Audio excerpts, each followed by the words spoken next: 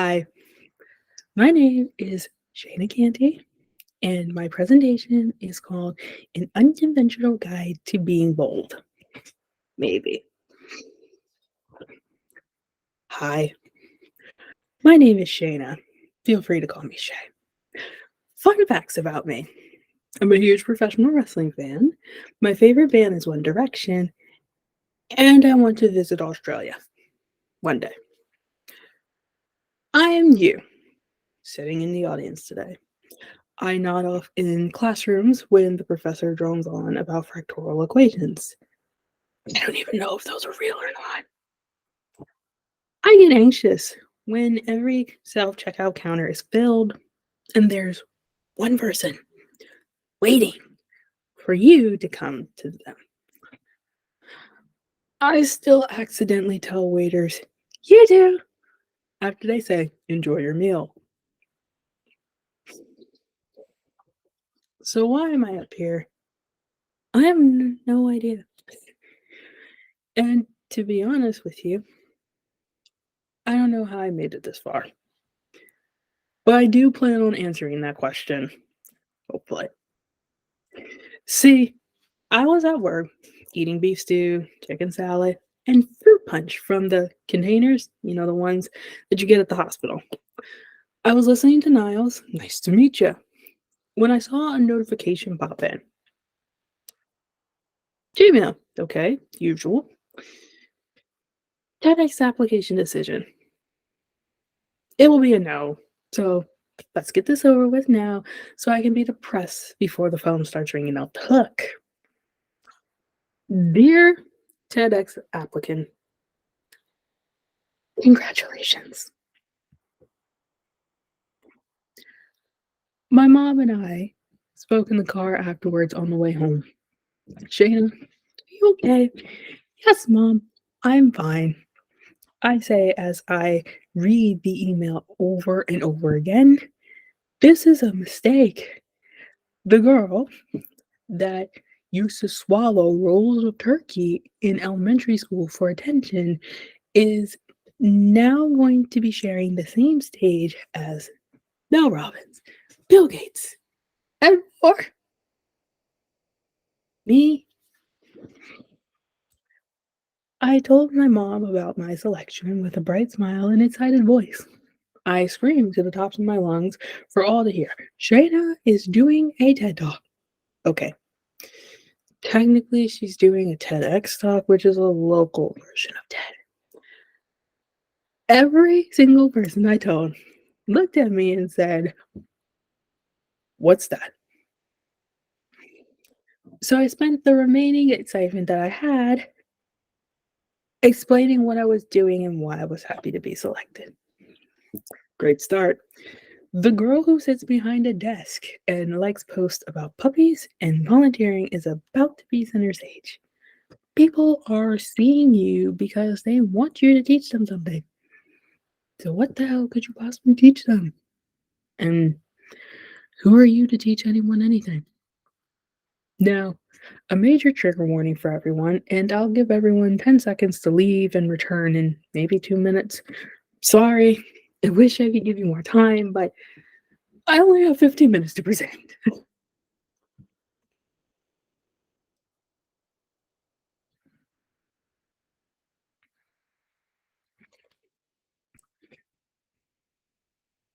In the weeks leading up to rehearsals, I developed severe anxiety. I couldn't fall asleep without thinking about how to phrase everything to make it perfect. I couldn't tell you the last time I ate a meal with nutritional value coming from a girl who works for a food poverty organization. Shame on you. I got so sick, I couldn't hold anything down. I took 2 days off of work as a result.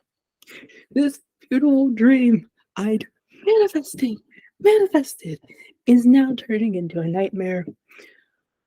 One I felt so stuck in, I had idealizations for the first time that I genuinely considered. But she's so lucky. This is such an amazing opportunity. I was lost. So, ran into a select group of people I entrusted with advice. My mother was included in this, though at first she wasn't. To put it nicely, she's never really been in a situation like this before. On our car ride home from therapy, where I came clean about my idealizations to my therapist, I spoke to my mom about the reason for my existence. Mom, why do I do what I do? For attention, Jana. Why else? Thankfully, you don't have limelight attention seeking behaviors. In short, you don't do things like tell people you plan on hurting yourself for attention. You do normal everyday things like join boards for the federal government or start housing projects so people can have a warm place to rest their heads and so I could have a home of my own to stay in one day. So, Mom, what should I do? I want to do it. The TED Talk. Shayna, you have so much. Relax. In my mom was taking away one chance I had at accomplishing something I thought I never could do. She had no idea this could be my only chance to do this. How could she? Once I got home, I started to look up some relatable quotes that I wanted to add into my TED Talk. And I came across a quote from Kobe Bryant. Life is too short to be bogged down and to be discouraged. You have to keep moving. You have to keep going. Put one foot before the other, smile, and keep rolling. This then led to a week of consuming motivational videos, stories from NBA players, interviews, and more centered around Kobe and his approach to failure and loss. Concepts I wasn't taught to deal with now challenge my perseverance and my perceived strength. Kobe says that failure doesn't exist. It only exists in the minds of people who are unprepared. And I am utterly unprepared for this and anything that has happened in the last few months, few months of 2023. But the message was clear. Keep moving forward. But I am not Kobe. I am Jana. The week after, I skipped yet another rehearsal because at that point I was done. I'd given up completely on the talk. And I ended up listening to two of my favorite songs, The Nights by Avicii and Life of the Party by Shawn Mendes. Both songs feature lyrics like, one day you'll leave this world behind, so live a life you will remember. Or, take your shot, it might be scary, hearts are going to break. Music is this universal language to express ourselves when words aren't enough or when words aren't spoken to us. These lyrics had become ingrained in my soul, in my being, and it was giving me reason to keep moving forward, to stand in front of you today, to do the presentation, when all my mind was filled with was self-doubt and questions of how could you possibly do this? But I am not Avicii or Shawn Mendes. I'm Shayna. Final story before we get into the advice portion, the actual reason why everyone is here today. Had my performance reviews before my presentations. I got mostly A's and B's. I pride myself on being the best.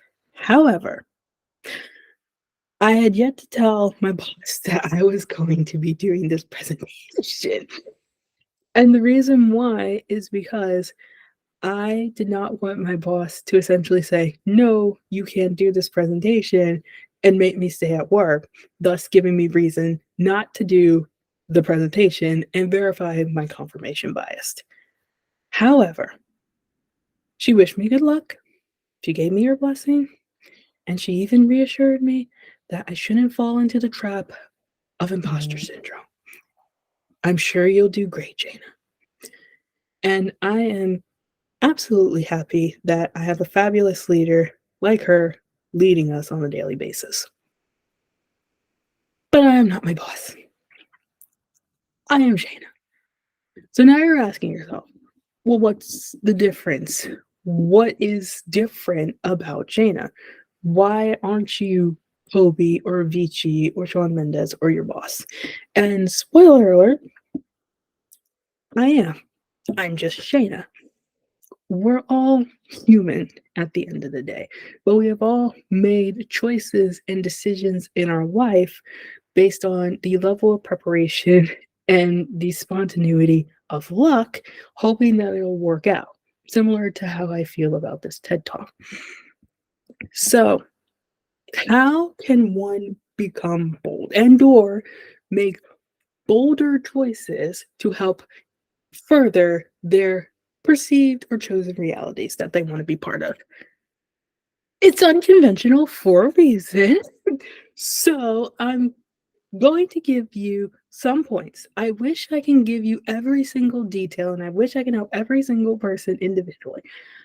But I'm going to give you some pointers that hopefully will resonate. And if it doesn't, then of course you can pick up what you find informational and take it with you.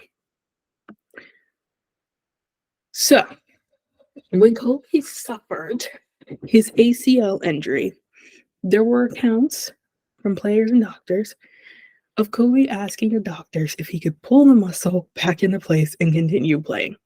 The doctor said, absolutely not. You are going to have to get out of the game. Kobe, being Kobe, took the final 2 free throws and left the court with the question, is his career over? When asked about this time in his life and how he made the bold move to rehab the injury and come back to playing basketball, he told this story. You're at home with a hamstring injury. Your house catches fire. You grab your wife, you grab your kids, and you get out the house. Gone. Getting out of the house trumps the hamstring injury. The injury didn't go away, and you still feel the pain of the injury. It's just getting out of the house had a higher precedent than the injury. In life, you are going to face pain and frustration throughout your journey. How you handle the pain, the frustration, and the challenges that you meet along this journey will allow you to continue making similar choices in the future, including bold choices that you desire to make in order to improve your current reality. The more you push through these challenges, the more likely you are to make these choices and stick with these choices, thus altering the current reality that you are in. Keeping promises, though, is a huge one, and keeping promises to yourself more specifically. Psychologists say that individuals that keep promises to themselves are more likely to be self-confident. Thus, they are more inept to making bolder and riskier choices for themselves. This also means that when an opportunity presents itself, individuals that practice keeping promises to themselves are more likely to take on these opportunities versus individuals that can't. So, making a small promise to yourself, it doesn't have to be, I'm going to run a 20-mile marathon tomorrow. It could be something as simple as, I'm going to get up and put my shoes on. It doesn't have to be, I'm going to drink 64 ounces of water. It could be, I'm going to drink a glass of water, and that's it. Small promises that you keep to yourself will lead to bigger and better promises and decisions that you can entrust with yourself in the future. Now, the last thing is more intuitive. It requires a lot of deep self-reflection. And this is a long-term process that even I'm still working on now. If possible, or if you have interest in doing so, I recommend scheduling an appointment with a therapist and going through deep work with them because they are able to spot out your confirmation bias and unspoken scripts that could be blocking your understanding of certain situations. This is called alignment, or as I shorthand it as, ice in the veins. Athletes and professionals have been using this term forever. They describe it when making a final shot in a game or closing out a big deal on a merger. What happens is your mind, the intent, your heart, the beliefs, and the morals, and your body, the soul, are in total agreement with what you said, what you were doing, or how you reacted to a situation. You get this cooling sensation in your veins, ice, as we call it, with little to no anxiety that occurs afterwards. Meaning, the decision that you have made in that moment is the best possible decision that you could make for yourself in that moment. And you could be reassured that this was the best possible decision you could have made in that moment for yourself, the current self that you are in right now. And this could be something as applying to a dream school that you don't think you have the credentials for, or moving in or back out, and then again, your parents' home, moving to a different country, choosing a different job, etc. These are all high pressure situations. And usually the ice in the veins feeling is associated with high pressure moments. But advocating for yourself is extremely high pressure, and it's something that you're not taught on a regular basis. So once you get that feeling in your mind that, yes, this is it, and you get that ice in your veins, know and be reassured that this is the best possible decision that you have made for yourself, bold or otherwise. On the board, you can see other things that you can take with you that will hopefully help you make bolder decisions. And there are also several TED Talks on these topics as well too. So I highly encourage you hop on YouTube after the presentation and after the conference and check these out. But simply put, being bold and making bold decisions is not the slightest. But if you're willing, you're confident, and you know what you want and you know what you need, and you're willing to do the work to figure out what you want and what you need and push through pressure and pain and frustration, because again, it is not easy. You can certainly find yourself applying to the dream school or applying for the job that you didn't think that you had all of the referrals for, or all of the qualifications for, rather, or buying that house that you didn't think was in your league, and many, many other things. So, if a door opens and it ends up closing in your face, don't be discouraged about it closing in your face. Be grateful for the redirection. Be present when a new door is knocking, and be reassured, ice in the veins, and knowing that the package given to you at the door, marked urgent new opportunity, is for you in that particular time, in that particular space, in that particular moment, with that version of you right now. And if you're not ready, if you don't have the strength or the gall or the will, or you're just fear averse, there are so many times I did not want to do this TED Talk. I can reassure you, it is hard being bold, but don't beat yourself up. You still have plenty of time to figure out what you want, what you need, and who you are. Or, as Kobe put it best, one foot in front of the other, smile, and keep rolling. Thank you.